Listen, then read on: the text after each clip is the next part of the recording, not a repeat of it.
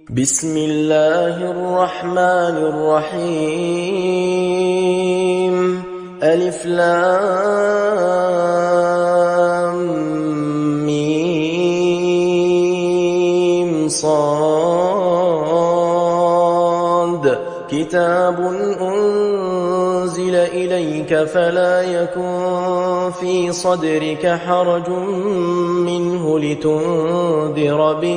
لتنذر به وذكرى للمؤمنين اتبعوا ما أنزل إليكم من ربكم ولا تتبعوا من دونه أولياء قليلا ما تذكرون وكم من قرية أهلكناها فجاءها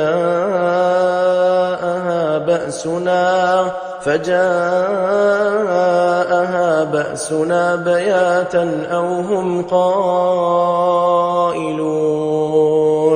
فما كان دعواهم إذ جاءهم بأسنا إلا أن قالوا إنا كنا ظالمين فلنسألن الذين أرسل إليهم ولنسألن المرسلين فلنقصن عليهم بعلم وما كنا غائبين والوزن يومئذ الحق فمن ثقلت موازينه فأولئك هم المفلحون ومن خفت موازينه فأولئك الذين خسروا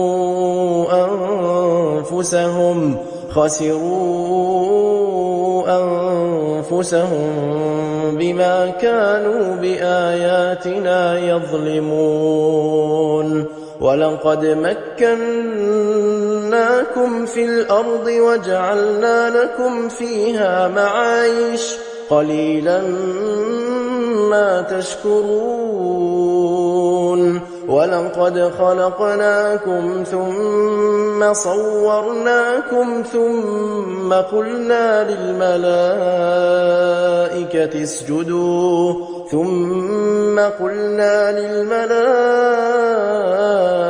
اسجدوا لآدم فسجدوا إلا إبليس لم يكن من الساجدين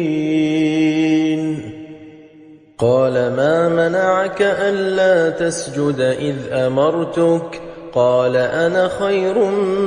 منه خلقتني من نار وخلقته من طين قال فاهبط منها فما يكون لك أن تتكبر فيها فاخرج إنك من الصاغرين قال أنظرني إلى يوم يبعثون قال إنك من المنظرين قال فبما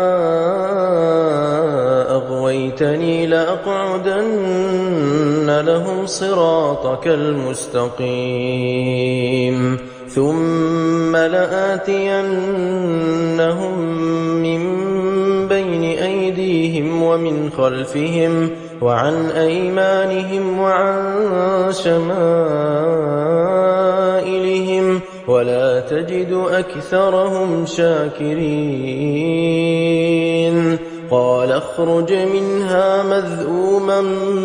مدحورا لمن تبعك منهم لأملأن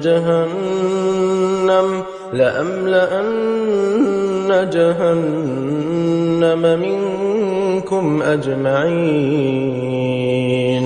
ويا آدم اسكن أنت وزوجك الجنة فكلا من حيث شئتما ولا تقربا هذه الشجرة فتكونا من الظالمين.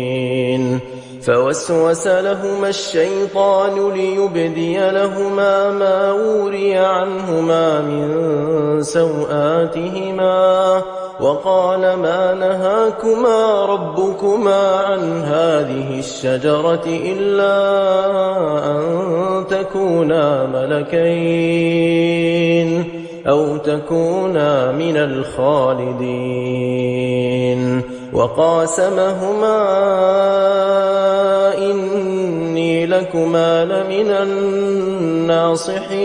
الناصحين فدلاهما بغرور فلما ذاقا الشجرة بدت لهما سوآتهما وطفقا يخصفان عليهما من ورق الجنة وناداهما ربهما ألم أنهكما عن تلكما الشجرة وأقل لكما إن الشيطان لكما عدو مبين. قالا ربنا ظلمنا أنفسنا وإن لم تغفر لنا وترحمنا لنكونن من الخاسرين. قال اهبطوا بعضكم لبعض عدو ولكم في الأرض مستقر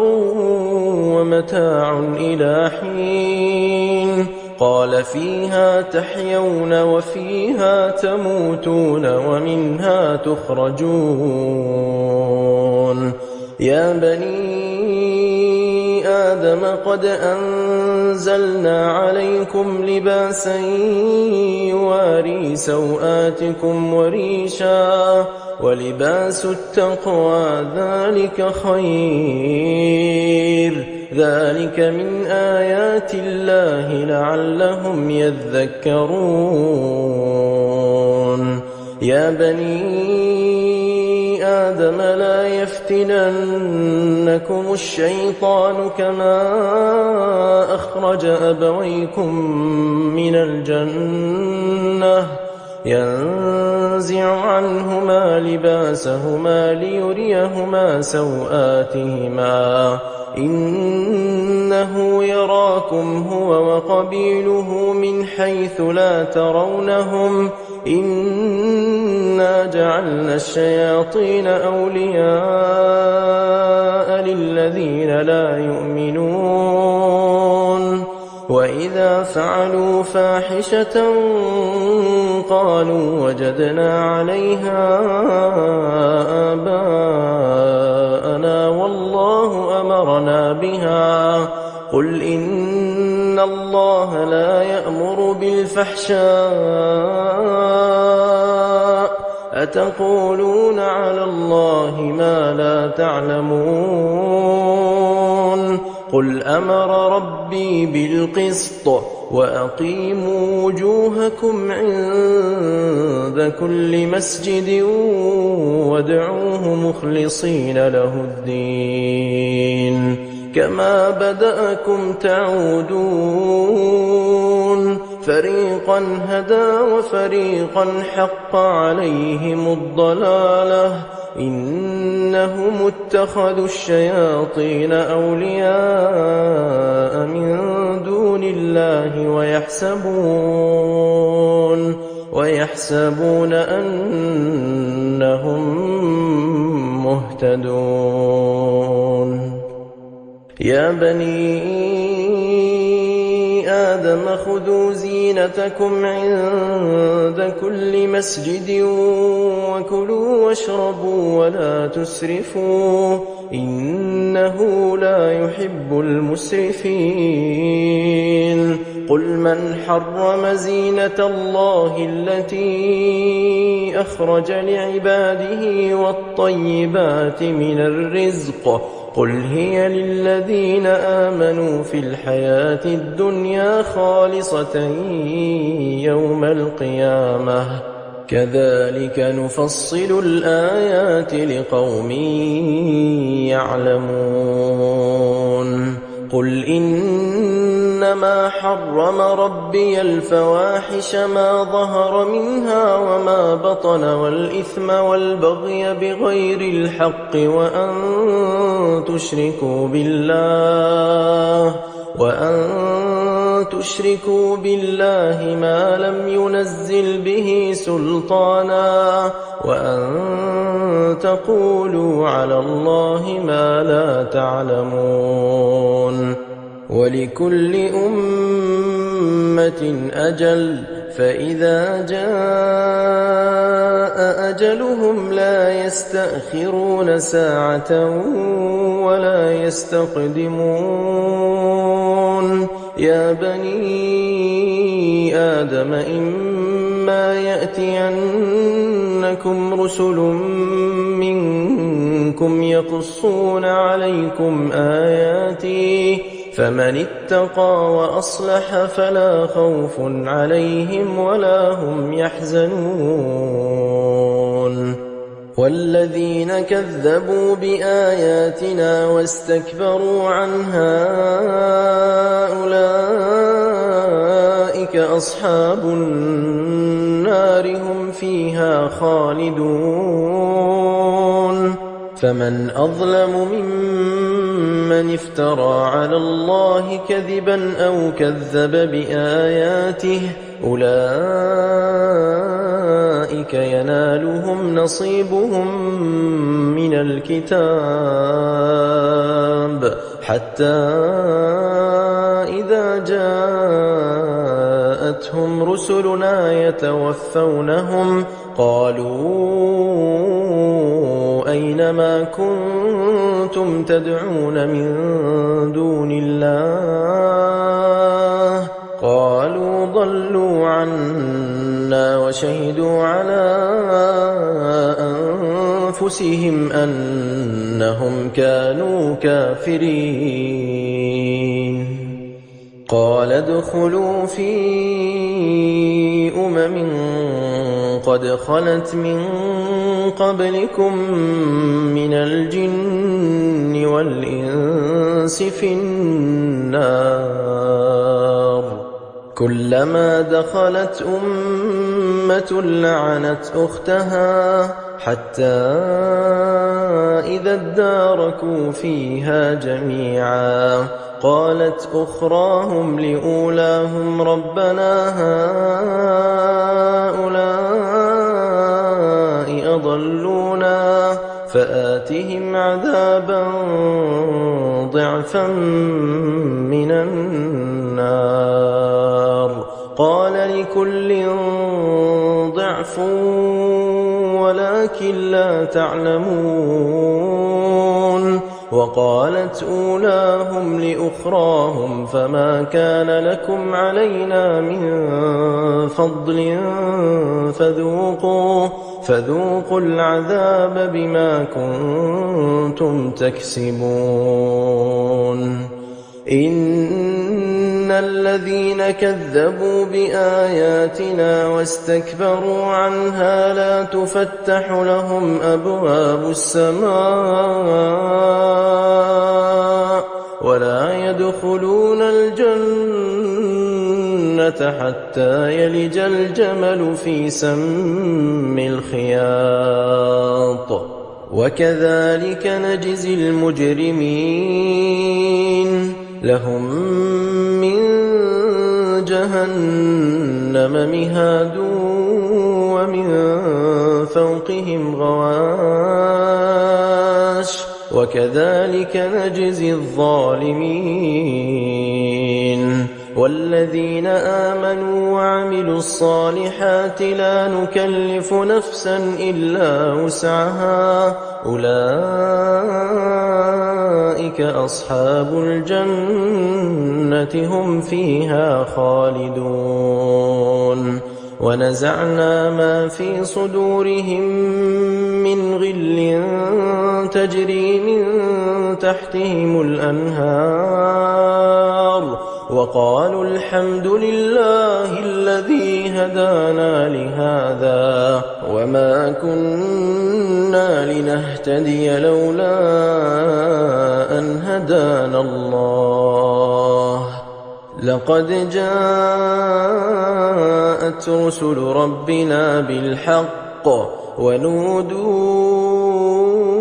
أن تلكم الجنة أورثتموها بما كنتم تعملون ونادى أصحاب الجنة أصحاب النار أن قد وجدنا ما وعدنا ربنا حقا فهل وجدتم ما وعد ربكم حقا قالوا نعم فأذن مؤذن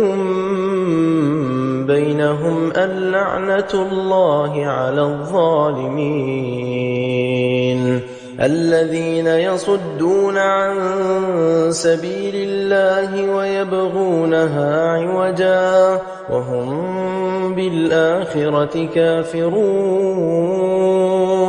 وبينهما حجاب وعلى الأعراف رجال يعرفون كلا بسيماهم ونادوا أصحاب الجنة أن سلام عليكم لم يدخلوها وهم يطمعون وإذا صرفت أبصارهم تلقاء أصحاب النار قالوا ربنا لا تجعلنا مع القوم الظالمين ونادى أصحاب الأعراف رجالا يعرفونهم بسيماهم قالوا ما أغنى عنكم جمعكم وما كنتم تستكبرون أهؤلاء الذين أقسمتم لا ينالهم الله برحمة ادخلوا الجنة لا خوف عليكم ولا أنتم تحزنون ونادى أصحاب النار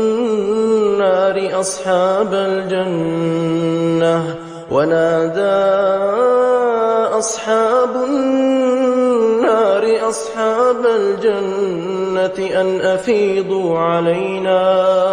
أن أفيضوا علينا من الماء أو مما رزقكم الله قالوا إن الله حرمهما على الكافرين الذين اتخذوا دينهم لهوا ولعبا وغرتهم الحياة الدنيا فاليوم ننساهم كما نسوا لقاء يومهم هذا وما كانوا بآياتنا يجحدون ولقد جئناهم بكتاب فصلناه على علم هدى ورحمة لقوم يؤمنون هل ينظرون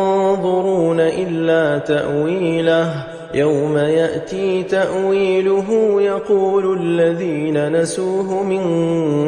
قبل قد جاءت رسل ربنا بالحق فهل لنا من شفعاء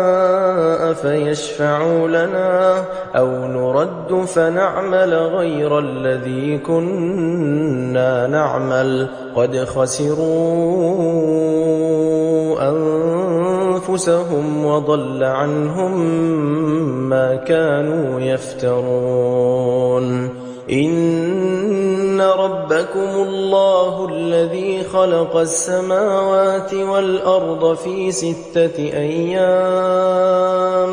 ثم استوى على العرش يغشي الليل النهار يطلبه حثيثا والشمس والقمر والنجوم مسخرات بأمره ألا له الخلق والأمر تبارك الله رب العالمين ادعوا ربكم تضرعا وخفية إنه لا يحب المعتدين ولا تفسدوا في الأرض بعد إصلاحها وادعوه خوفا وطمعا إن رحمة الله قريب من المحسنين وهو الذي يرسل الرياح بشرا بين يدي رحمته حتى إذا أقلت سحابا ثقالا سقناه لبلد ميت فأنزلنا به الماء فأخرجنا به من كل الثمرات كذلك نخرج الموتى لعلكم تذكرون والبلد الطيب يخرج نباته بإذن ربه والذي خبث لا يخرج إلا نكدا كذلك نصرف الآيات لقوم يشكرون لقد أرسلنا نوحا إلى قومه فقال يا قوم اعبدوا الله ما لكم من إله غيره إني أخاف عليكم عذاب يوم عظيم قال الملأ من قومه إنا لنراك في ضلال مبين قال يا قوم ليس بي ضلالة ولكني رسول من رب العالمين أبلغكم رسالات ربي وأنصح لكم وأعلم من الله ما لا تعلمون أوعجبتم أن جاءكم ذكر من ربكم على رجل منكم لينذركم ولتتقوا ولعلكم ترحمون فكذبوه فأنجيناه والذين معه في الفلك وأغرقنا الذين كذبوا بآياتنا إنهم كانوا قوما عمين وإلى عاد أخاهم هودا قال يا قوم اعبدوا الله ما لكم من إله غيره أفلا تتقون قال الملأ الذين كفروا من قومه إنا لنراك في سفاهة وإنا لنظنك من الكاذبين قال يا قوم ليس بي سفاهة ولكني رسول من رب العالمين أبلغكم رسالات ربي وأنا لكم ناصح أمين أوعجبتم أن جاءكم ذكر من ربكم على رجل منكم لينذركم واذكروا إذ جعلكم خلفاء من بعد قوم نوح وزادكم في الخلق بسطة فاذكروا آلاء الله لعلكم تفلحون قالوا أجئتنا لنعبد الله وحده ونذر ما كان يعبد آباؤنا فأتنا بما تعدنا إن كنت من الصادقين قال قد وقع عليكم من ربكم رجس وغضب أتجادلونني في أسماء سميتموها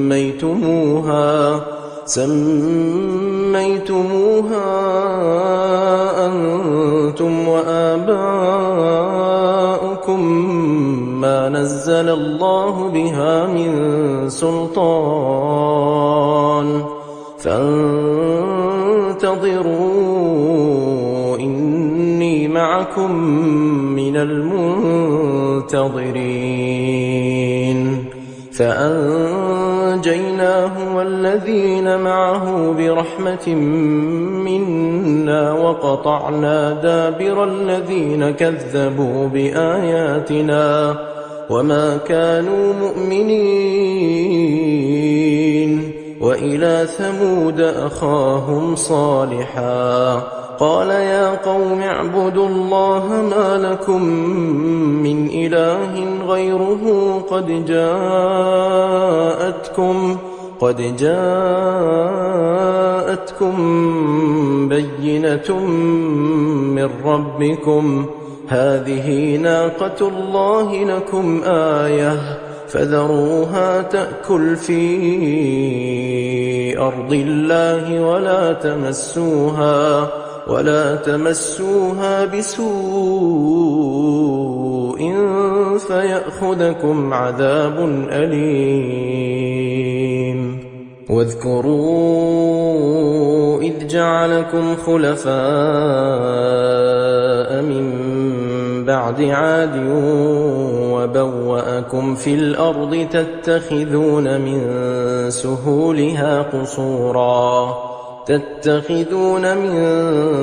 سهولها قصورا وتنحتون الجبال بيوتا فاذكروا آلاء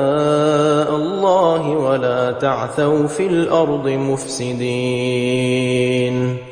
قال الملأ الذين استكبروا من قومه للذين استضعفوا لمن آمن منهم أتعلمون أن صالحا مرسل من ربه قالوا إنا بما أرسل به مؤمنون قال الذين استكبروا إنا بالذي آمنتم به كافرون فعقروا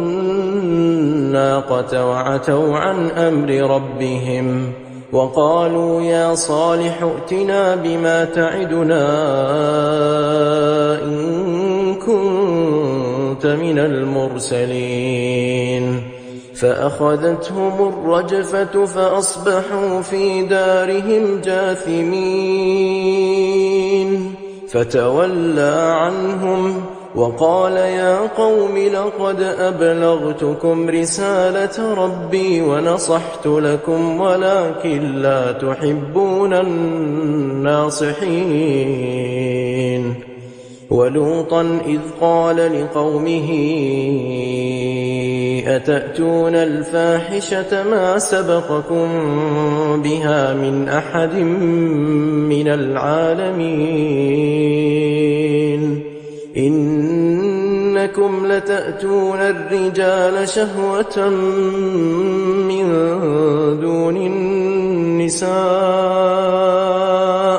بل أنتم قوم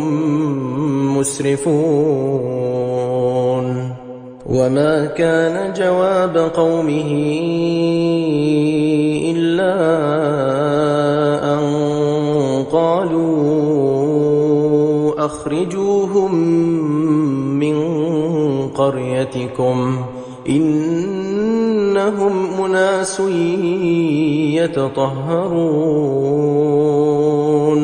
فأنجيناه وأهله إلا امرأته كانت من الغابرين وأمطرنا عليهم مطرا فانظر كيف كان عاقبة المجرمين وإلى مدين أخاهم شعيبا قال يا قوم اعبدوا الله ما لكم من إله غيره قد جاءتكم بينة من ربكم فأوفوا الكيل والميزان ولا تبخسوا الناس أشياءهم ولا تفسدوا في الأرض بعد إصلاحها ذلكم خير لكم إن كنتم مؤمنين ولا تقعدوا بكل صراط توعدون وتصدون عن سبيل الله من آمن به وتبغونها عوجا واذكروا إذ كنتم قليلا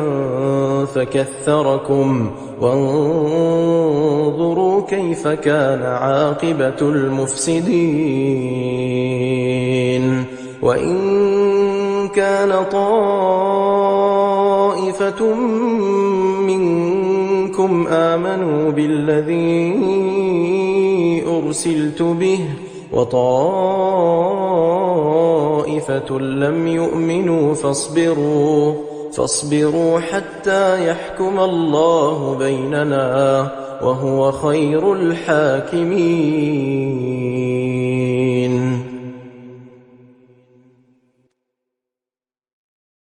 قال الملأ الذين استكبروا من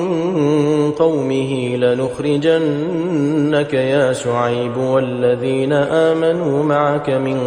قريتنا أو لتعودن في ملتنا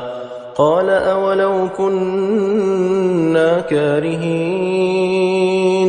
قد افترينا على الله كذبا إن عدنا في ملتكم بعد إذ نجانا الله منها وما يكون لنا أن نعود فيها إلا أن يشاء الله ربنا وسع ربنا كل شيء علما على الله توكلنا ربنا افتح بيننا وبين قومنا بالحق وأنت خير الفاتحين وقال الملأ الذين كفروا من قومه لئن اتبعتم شعيبا إنكم إذا لخاسرون فأخذتهم الرجفة فأصبحوا في دارهم جاثمين الذين كذبوا شعيبا كأن لم يغنوا فيها الذين كذبوا شعيبا كانوا هم الخاسرين فتولى عنهم وقال يا قوم لقد أبلغتكم رسالات ربي ونصحت لكم فكيف آسى على قوم كافرين وما أرسلنا في قرية من نبي إلا أخذنا أهلها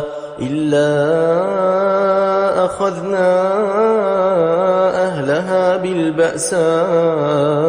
والضراء لعلهم يضرعون ثم بدلنا مكان السيئة الحسنة حتى عفوا وقالوا قد مس آباءنا الضراء والسراء فأخذناهم بغتة وهم لا يشعرون ولو أن أهل القرى آمنوا واتقوا لفتحنا عليهم بركات من السماء والأرض ولكن كذبوا فأخذناهم بما كانوا يكسبون أفأمن أهل القرى أن يأتيهم بأسنا بياتا وهم نائمون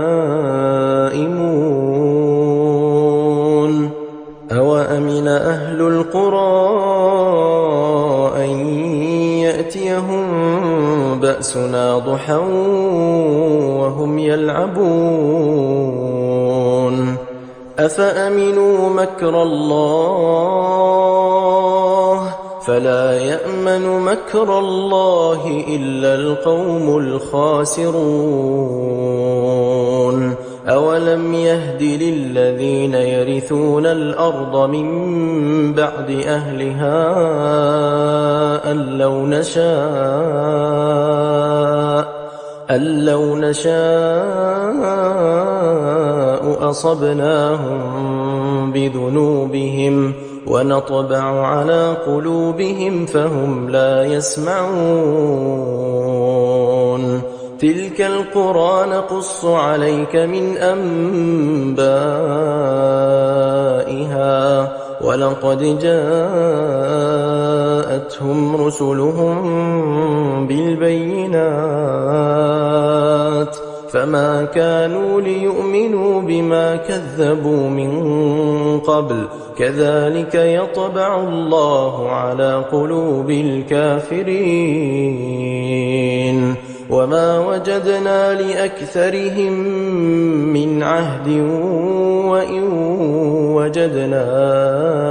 أكثرهم لفاسقين ثم بعثنا من بعدهم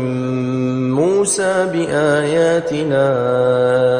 إلى فرعون وملئه فظلموا بها فانظر كيف كان عاقبة المفسدين وقال موسى يا فرعون إني رسول من رب العالمين حقيق على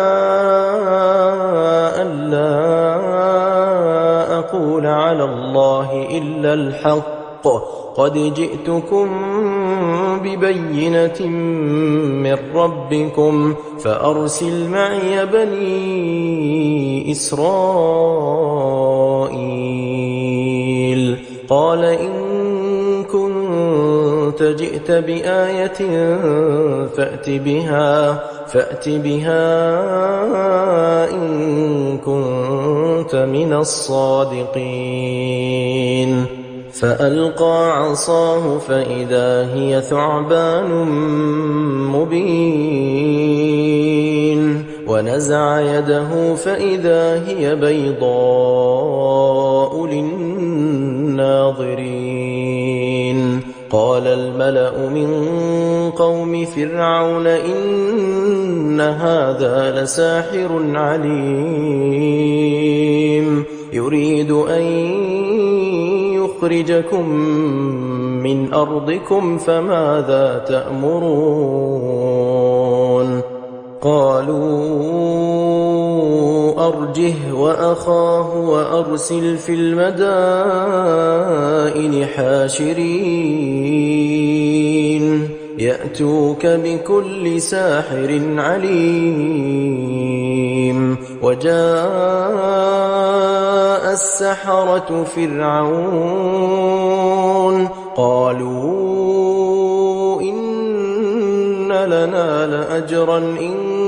كنا نحن الغالبين قال نعم وإنكم لمن المقربين قالوا يا موسى إما أن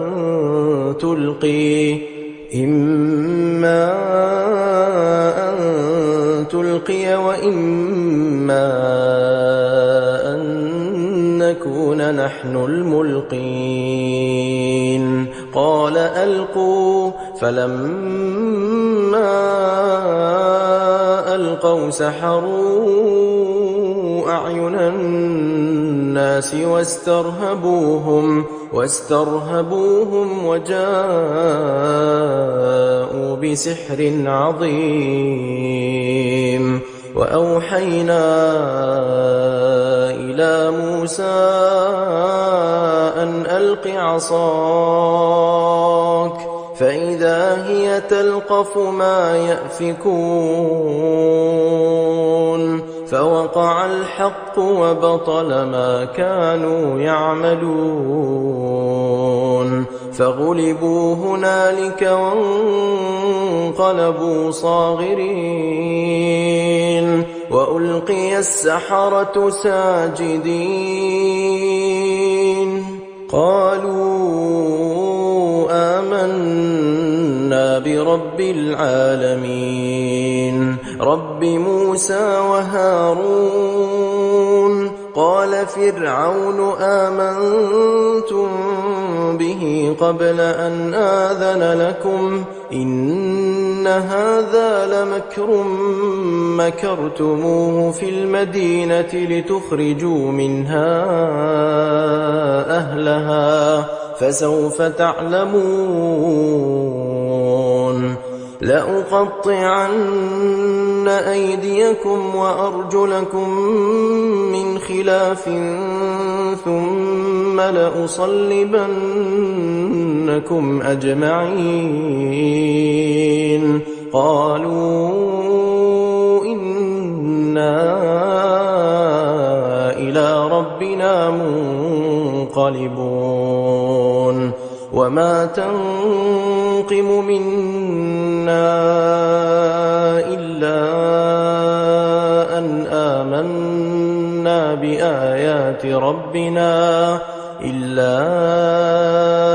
آمنا بآيات ربنا لما جاءتنا ربنا أفرغ علينا صبرا وتوفنا مسلمين وقال الملأ من قوم فرعون أتذر موسى وقومه ليفسدوا في الأرض ويذرك وآلهتك قال سنقتل أبناءهم ونستحيي نساءهم وإنا فوقهم قاهرون قال موسى لقومه استعينوا بالله واصبروا إن الأرض لله يورثها من يشاء من عباده والعاقبة للمتقين قالوا أوذينا من قبل أن تأتينا ومن بعد ما جئتنا قال عسى ربكم أن يهلك عدوكم ويستخلفكم في الأرض فينظر كيف تعملون ولقد أخذنا آل فرعون بالسنين ونقص من الثمرات لعلهم يذكرون فإذا جاءتهم الحسنة قالوا لنا هذه وإن تصبهم سيئة يطيروا بموسى ومن معه ألا إنما طائرهم عند الله ولكن أكثرهم لا يعلمون وقالوا مهما تأتنا به من آية لتسحرنا بها فما نحن لك بمؤمنين فأرسلنا عليهم الطوفان والجراد والقمل والضفادع والدم آيات مفصلات فاستكبروا وكانوا قوما مجرمين ولما وقع عليهم الرجز قالوا يا موسى ادع لنا ربك بما عهد عندك لئن كشفت عنا الرجز لنؤمنن لك ولنرسلن معك بني إسرائيل فلما كشفنا عنهم الرجز إلى أجل هم بالغوه إذا هم ينكثون فانتقمنا منهم فأغرقناهم في اليم بأنهم كذبوا بآياتنا وكانوا عنها غافلين وأورثنا القوم الذين كانوا يستضعفون مشارق الأرض ومغاربها التي باركنا فيها وتمت كلمة ربك الحسنى على بني إسرائيل بما صبروا ودمرنا ما كان يصنع فرعون وقومه وما كانوا يعرشون وجاوزنا ببني إسرائيل البحر فأتوا على قوم يعكفون على أصنام لهم قالوا يا موسى اجعل لنا إلها كما لهم آلهة قال إنكم قوم تجهلون إن هؤلاء متبر ما هم فيه وباطل ما كانوا يعملون قال أغير الله أبغيكم إلها وهو فضلكم على العالمين وإذ أنجيناكم من آل فرعون يسومونكم سوء العذاب يقتلون أبناءكم ويستحيون نساءكم وفي ذلكم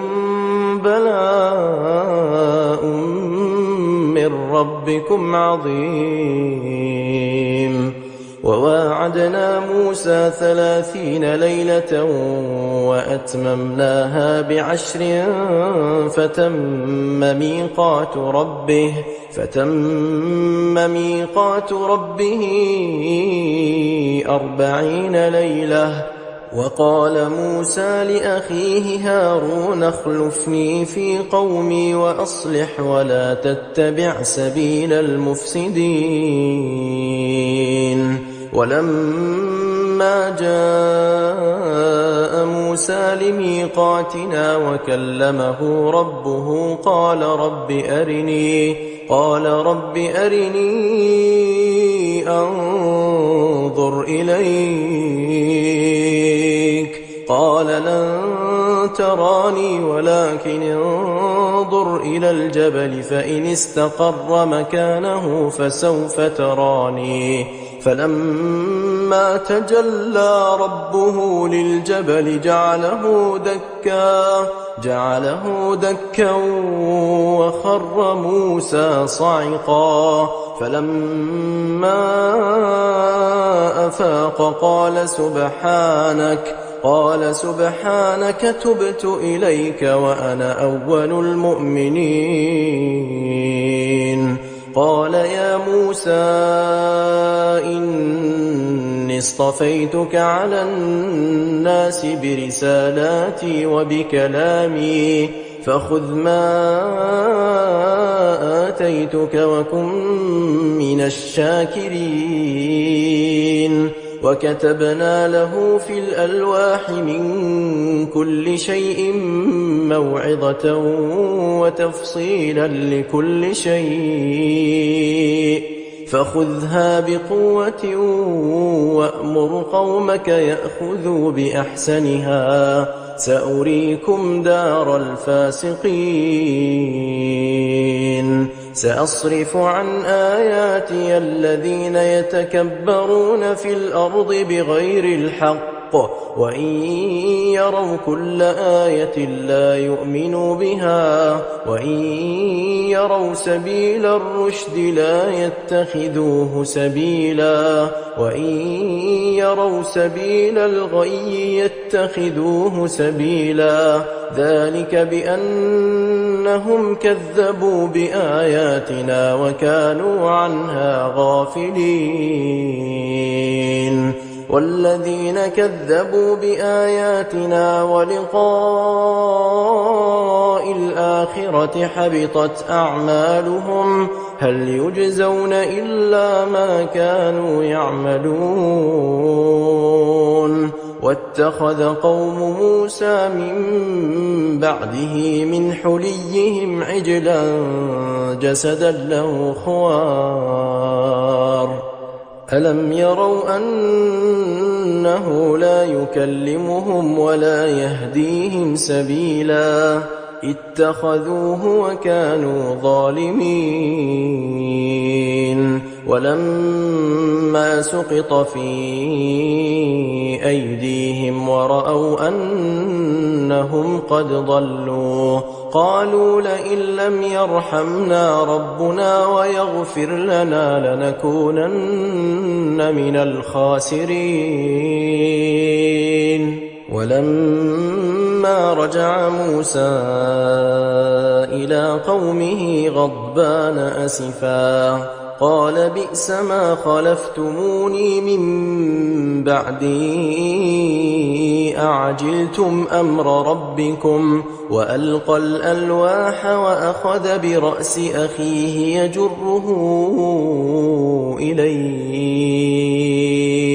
قال ابن أم إن القوم استضعفوني وكادوا يقتلونني فلا تشمت بي الأعداء ولا تجعلني مع القوم الظالمين قال رب اغفر لي ولأخي وأدخلنا في رحمتك وأنت أرحم الراحمين إن الذين اتخذوا العجل سينالهم غضب من ربهم وذلة في الحياة الدنيا وكذلك نجزي المفترين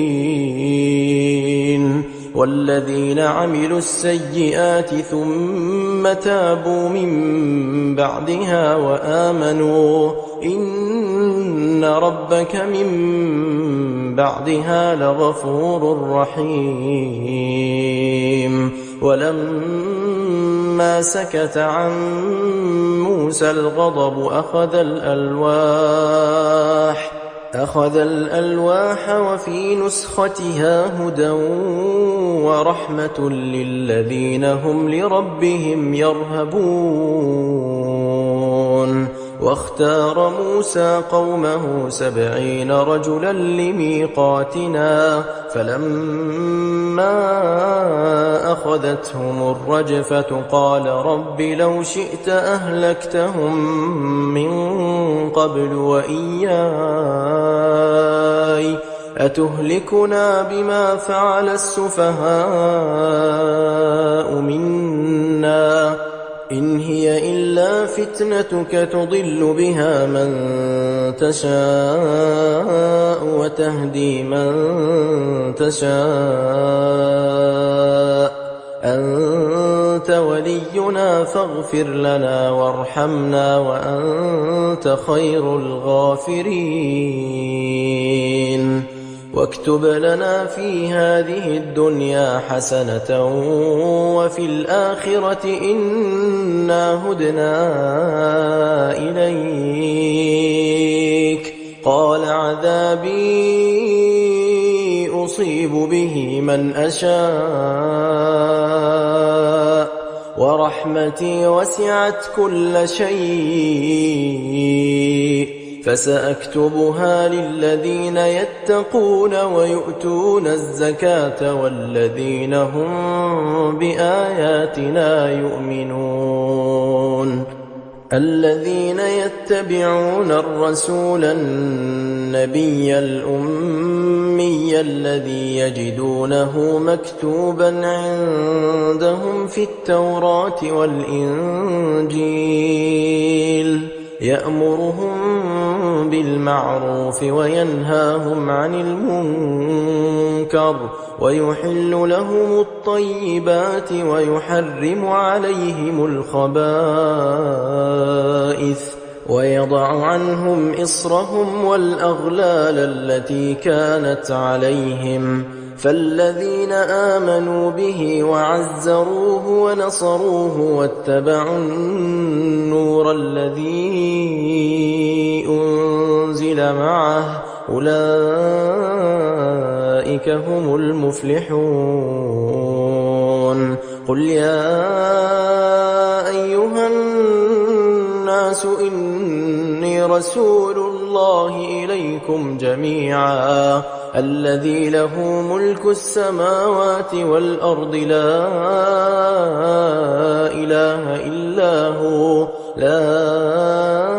إله إلا هو يحيي ويميت فآمنوا بالله ورسوله النبي الأمي الذي يؤمن بالله وكلماته واتبعوه لعلكم تهتدون ومن قوم موسى أمة يهدون بالحق وبه يعدلون وقطعناهم 12 أسباطا أمما وأوحينا إلى موسى إذ استسقاه قومه أن اضرب بعصاك الحجر فانبجست منه 12 عينا قد علم كل أناس مشربهم وظللنا عليهم الغمام وأنزلنا عليهم المن والسلوى كلوا من طيبات ما رزقناكم وما ظلمونا ولكن كانوا أنفسهم يظلمون وإذ قيل لهم اسكنوا هذه القرية وكلوا منها حيث شئتم وقولوا حطة وادخلوا الباب سجدا نغفر لكم خطيئاتكم سنزيد المحسنين فبدل الذين ظلموا منهم قولا غير الذي قيل لهم فأرسلنا عليهم رجزا من السماء بما كانوا يظلمون واسألهم عن القرية التي كانت حاضرة البحر إذ يعدون في السبت إذ تأتيهم حيتانهم يوم سبتهم شرعا ويوم لا يسبتون لا تأتيهم كذلك نبلوهم بما كانوا يفسقون وإذ قالت أمة منهم لم تعظون قوما الله مهلكهم أو معذبهم عذابا شديدا قالوا معذرة إلى ربكم ولعلهم يتقون فلما نسوا ما ذكروا به أنجينا الذين ينهون عن السوء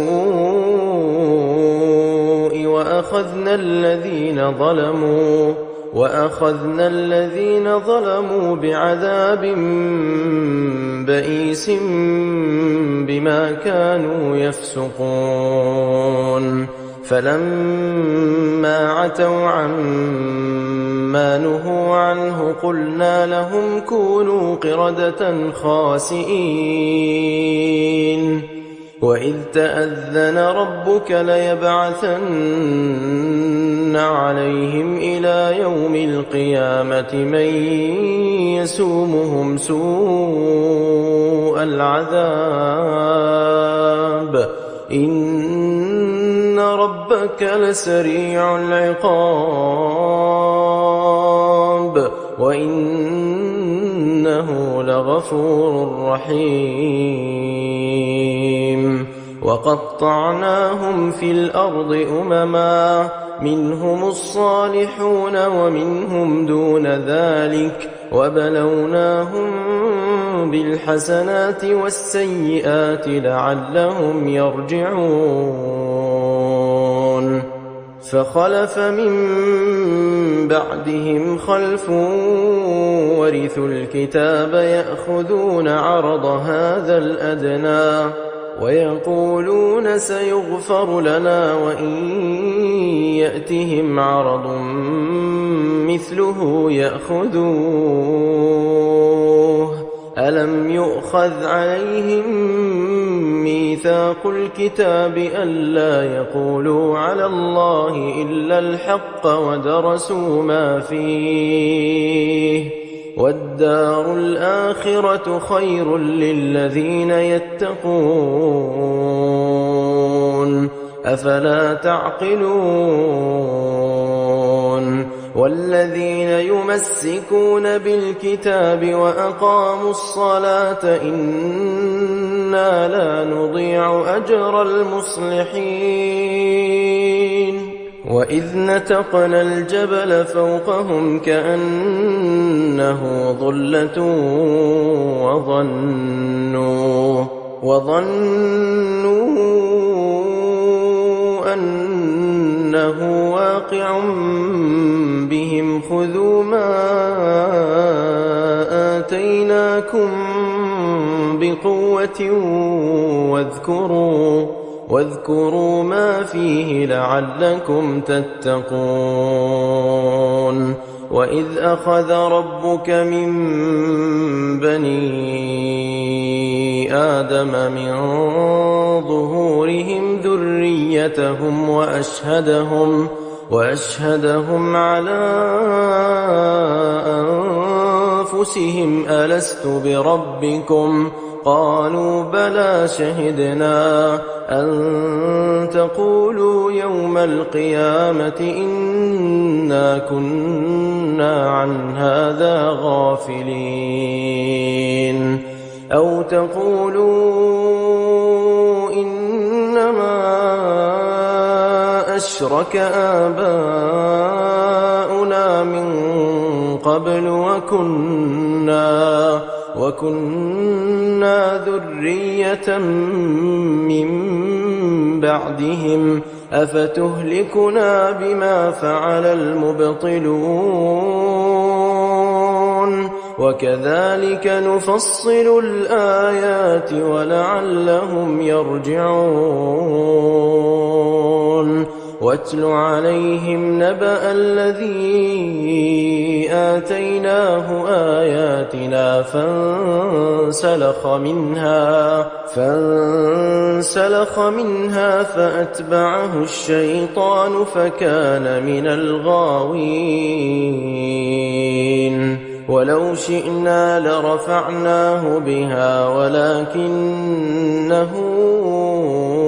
أخلد إلى الأرض واتبع هواه فمثله كمثل الكلب إن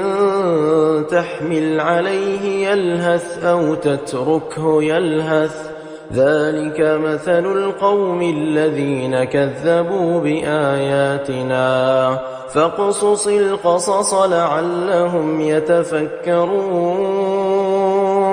ساء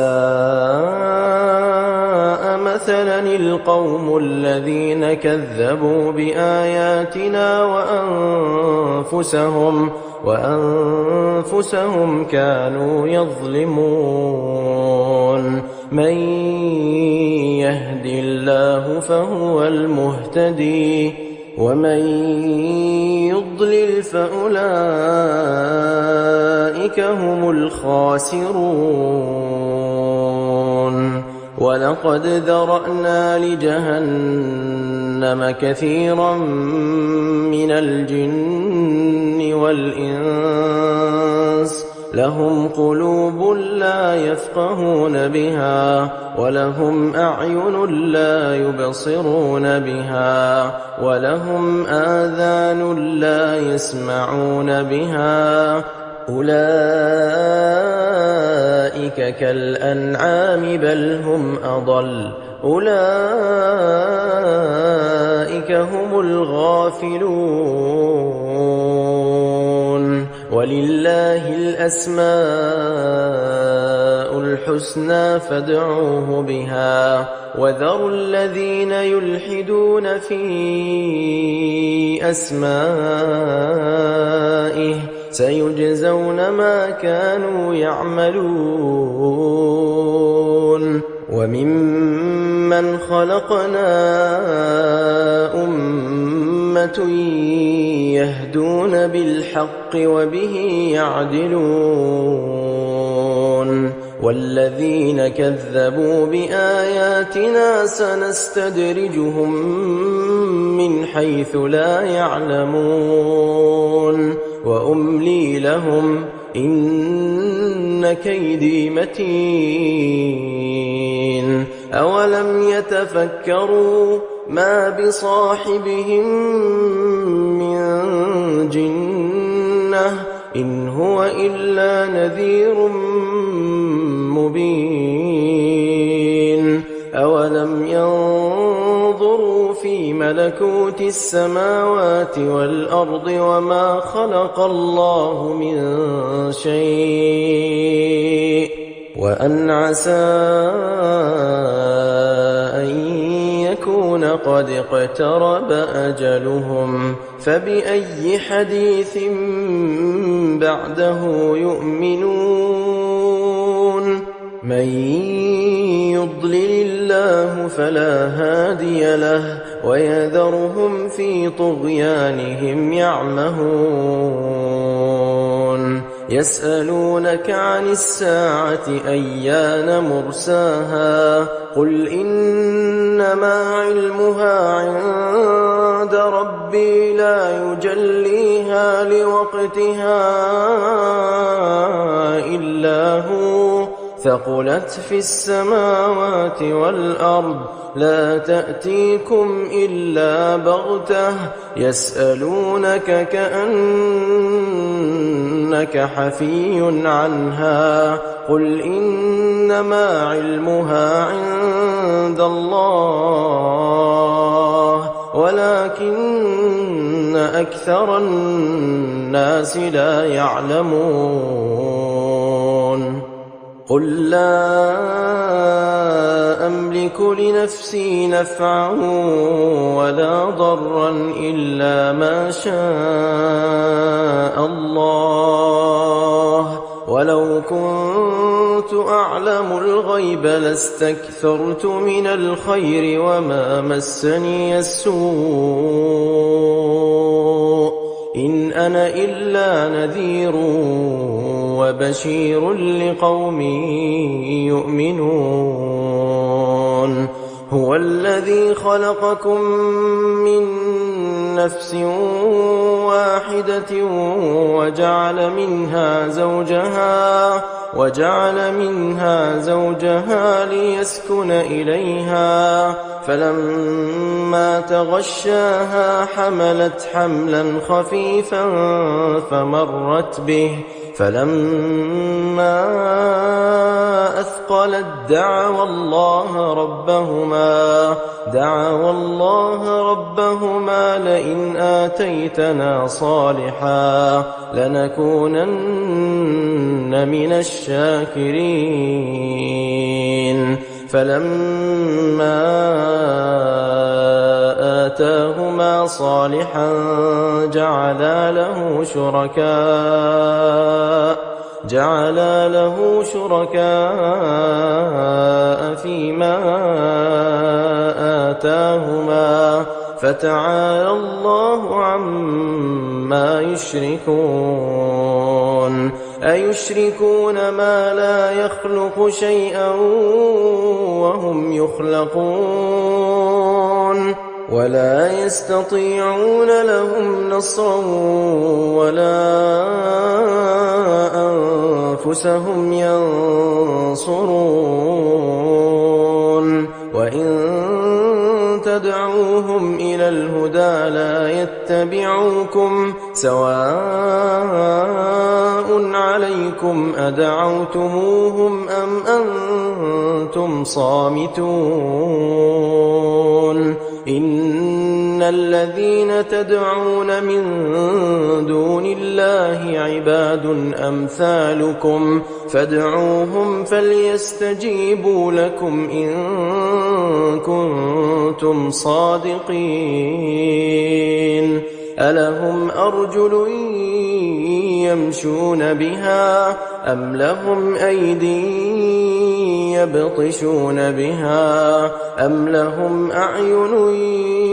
يبصرون بها أم لهم آذان يسمعون بها قل ادعوا شركاءكم ثم كيدون فلا تنظرون إن وليي الله الذي نزل الكتاب وهو يتولى الصالحين والذين تدعون من دونه لا يستطيعون نصركم ولا أنفسهم ينصرون وإن تدعوهم إلى الهدى لا يسمعوا وتراهم ينظرون إليك وهم لا يبصرون خذ العفو وأمر بالعرف وأعرض عن الجاهلين وإما ينزغنك من الشيطان نزغ فاستعذ بالله إنه سميع عليم إن الذين اتقوا إذا مسهم طائف من الشيطان تذكروا فإذا هم مبصرون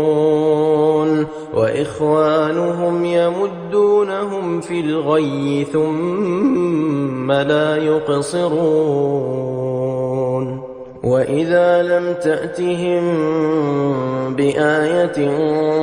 قالوا لولا اجتبيتها قل إنما أتبع ما يوحى إلي من ربي هذا بصائر من ربكم وهدى ورحمة لقوم يؤمنون